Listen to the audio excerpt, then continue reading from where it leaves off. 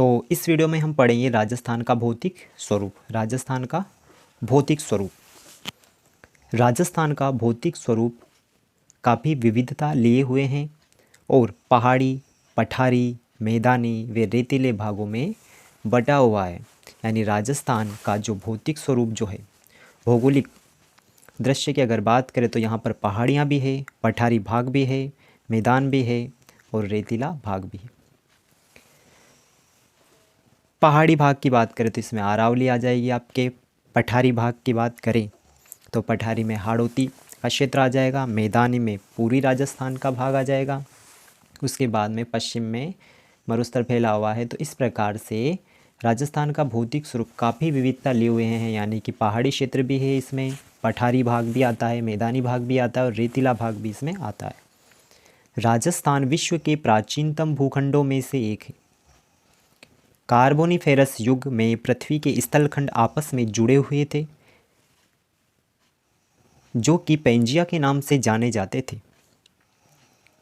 Jurassic युग में Pangaea के विभाजन के फलस्वरूप, अब ये पेंजिया होता क्या है, इस पेंजिया के बारे में भी हम जानेंगे।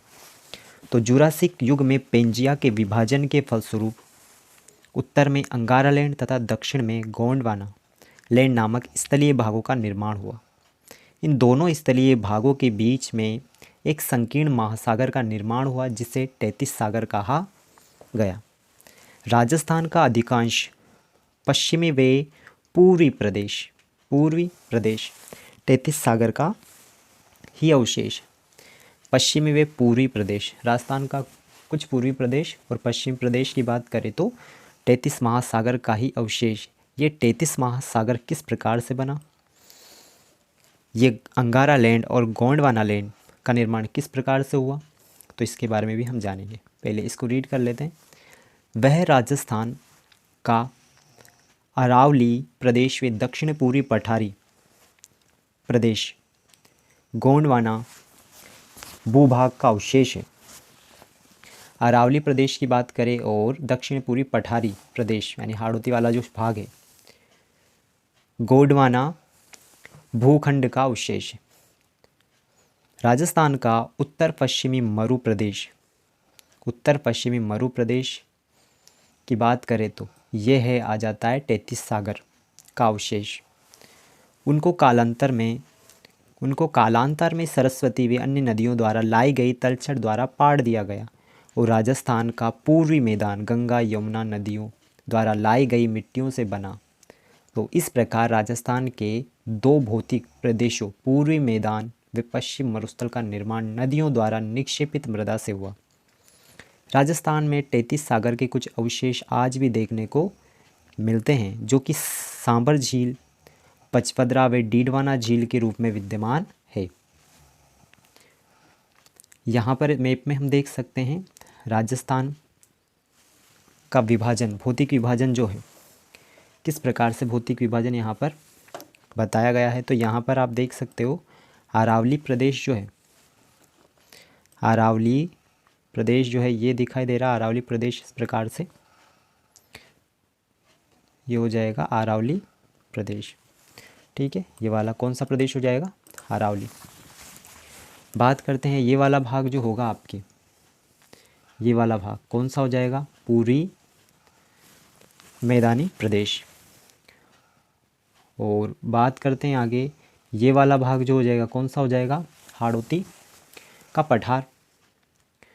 और बाकी ये वाला जो भाग हो जाएगा ये कौन सा हो जाएगा, थार का मरुस्थल, ठीक है। तो इस प्रकार से इसका मोटे तौर पर भौतिक विभाजन हम देख सकते हैं। बात करते हैं आगे की बात करें हम तो महाद्वीपों की वर्तमान स्थिति क्या है। महाद्वीपों की वर्तमान स्थिति क्या है, तो देखो राजस्थान के बारे में पढ़ने से पहले कुछ हम विश्व दुनिया के बारे में कुछ सामान्य से जानकारी देख लेते हैं। यानी राजस्थान जो है इसका निर्माण किस प्रकार से हुआ, प्राचीन काल या कहें प्रारंभ में इसकी स्थिति किस प्रकार थी, तो यही जान रहे हैं बस इसमें। तो देखो 1912 में जर्मन के जलवायुवेत्ता अल्फ्रेड वेगनर ने महाद्वीपों के प्रवाह की संकल्पना प्रस्तुत की। इस संकल्पना के महत्वपूर्ण महाद्वीप की स्थिति के तथ्य निम्नलिखित है। जो संकल्पना जो इन्होंने दी थी इसके तथ्य निम्नलिखित है। क्या तथ्य इन्होंने दिए थे, क्या बातें इन्होंने बताई थी? तो देखो, महाद्वीपों के विस्थापन का समय इन्होंने बताया था कार्बोनिफेरस काल से शुरू हुआ और पृथ्वी पर एक जलीय भाग बताया इन्होंने कि पैंथालासा बृहत महासागर के रूप में था। पेंजिया के मध्य में जलीय भाग भूसन्निधि 33 सागर। अब ये पेंजिया क्या है, ये पेंजिया क्या है और ये पैंथालासा क्या है? ये पैंथालासा और पेंजिया, तो हम इनकी बात कर लेते हैं थोड़ी सी। पेंजिया क्या है और पैंथालासा क्या है? तो यहाँ पर हम अगर देखें, ये अगर हम माने कि ये पृथ्वी है, ये क्या है? पृथ्वी, ये पूरी की पूरी पृथ्वी। तो यहाँ पर एक समय ऐसा था कि यहाँ पर क्या था, एक समय ऐसा था कि यहाँ पर पूरी पृथ्वी पर क्या था? जल ही जल था। और ये जल वाला भाग जो है, इस जल वाले भाग को क्या कहा गया? इस जल वाले भाग को कहा गया पैंथालासा।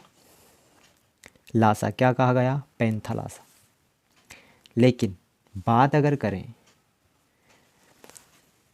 अगर इसमें हम करें तो इसके मध्य में जो है स्थल भाग भी था। कौन सा भाग भी था इसके मध्य में? स्थल भाग भी था। और स्थल भाग को कहा गया पेंजिया। क्या कहा गया उस स्थल भाग को? पेंजिया।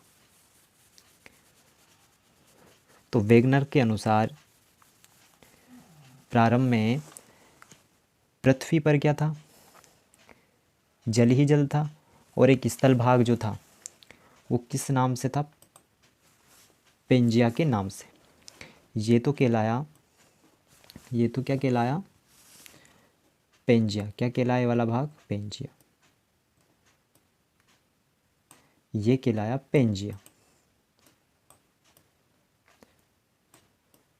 और पैंथालासा की अगर बात करें तो पैंथालासा जल वाला भाग, ये पेंजिया।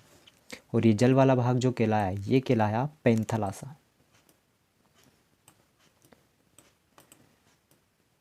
अभी जो वर्तमान में हम स्थिति देख रहे हैं महाद्वीपों की, वो स्थिति इस प्रकार से नहीं थी, ठीक है।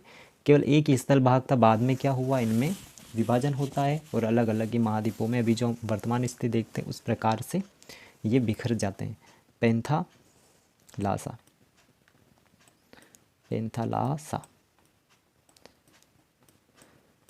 तो इस प्रकार से इनकी स्थिति थी। अब होता क्या है, ये सर्वप्रथम ये दो भागों में बढ़ता है इस प्रकार से। ये पेंजिया जो था कितने भागों में बढ़ जाता है? दो भागों में। एक तो उत्तरी भाग हो जाता है, एक तो हो जाता है उत्तरी भाग, और एक हो जाता है दक्षिण भाग। अब ये जो यहाँ पर जलीय भाग, जिस जलीय भाग के द्वारा ये अलग हुआ, ठीक है, इसको कहा गया 33 सागर। क्या कहा गया इसको? 33 सागर कहा गया। इसको कहा गया 33 सागर, 33 सागर, 33 सागर। अब बात करते हैं हम उत्तरी भाग को। यहाँ पर देख सकते हो पेंजिया का उत्तरी भाग अंगारालैंड कहलाया। इसको क्या कहा गया? अंगारालैंड। इसको कहा गया अंगारालैंड, उत्तरी भाग। यानी कि 33 सागर का जो इसके द्वारा जो विभाजन हुआ, तो इस पेंजिया का उत्तरी भाग जो कहलाया वह कहलाया कौन सा? ये कौन सा भाग कहलाया? ये अंगारालैंड। और इसका दक्षिणी भाग जो कहलाया, इसका दक्षिणी भाग जो कहलाया ये क्या कहलाया? गोंडवाना लैंड।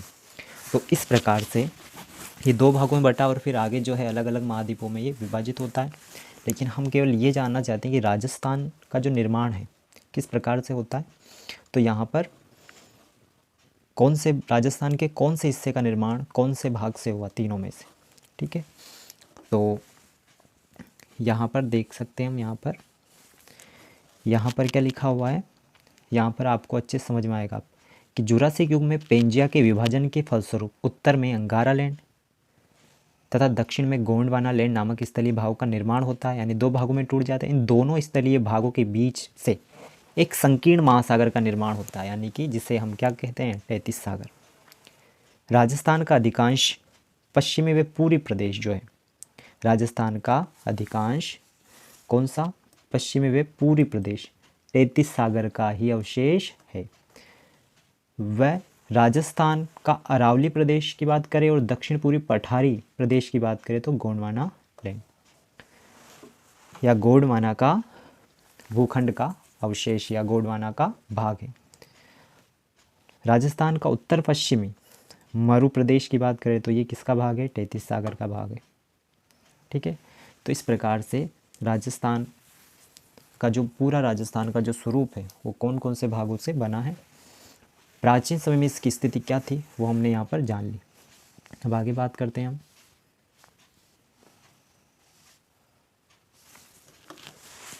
तो पेंजिया का उत्तरी भाग जान लिया, पेंजिया का दक्षिण भाग जान लिया। गोंडवाना लैंड कहलाया दक्षिण भाग और उत्तरी भाग अंगारा लैंड, और इसी को देखो लोरेशिया के नाम से भी जाना जाता है जो उत्तरी भाग। आगे बात करते हैं, वर्तमान में अंगारा लैंड के भूगर्भिक भाग की अगर बात करें तो कौन कौन से इसमें भाग आते हैं, तो इसमें आते हैं उत्तरी अमेरिका, ग्रीनलैंड, यूरोप, एशिया का उत्तरी भाग आ जाता है इसमें। और वर्तमान में गोंडवाना लैंड के भूगर्भिक भाग में कौन कौन से भाग आते हैं, तो इसमें अफ्रीका आ जाएगा, ऑस्ट्रेलिया आ जाएगा, मेडागास्कर आ जाएगा, प्रायद्वीपीय भारत आ जाएगा, और अंटार्कटिका आ जाएगा, एवं दक्षिण अमेरिका के जो है क्षेत्र आ जाते हैं। तो ये हो जाएगा मोटे तौर पर कि किस प्रकार से प्राचीन काल में राजस्थान के जो अलग अलग भाग हैं इनकी स्थिति थी और किस प्रकार से ये वर्तमान में हम इनको देख रहे हैं।